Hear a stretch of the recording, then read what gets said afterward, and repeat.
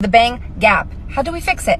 So I don't have bangs, but she does. And you can see right here where it's splitting. So what you need to do first is when you start off, you're gonna either when your hair is freshly shampooed or if it's second day hair and your hair starts to split, you wanna make sure that you start off with your hair wet.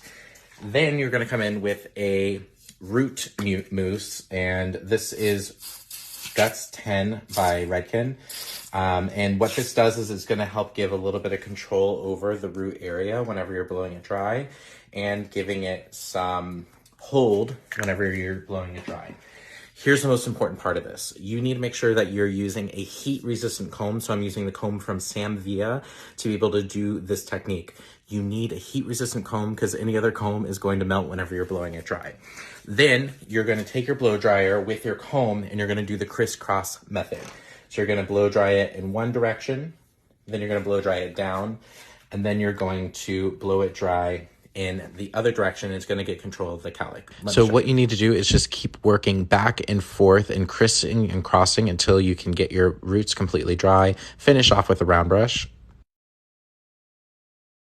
So now you can see that the split is gone completely, and that's because of the crisscross motion. It's getting rid of that cowlick or that growth pattern you have in your bangs. I hope that helps.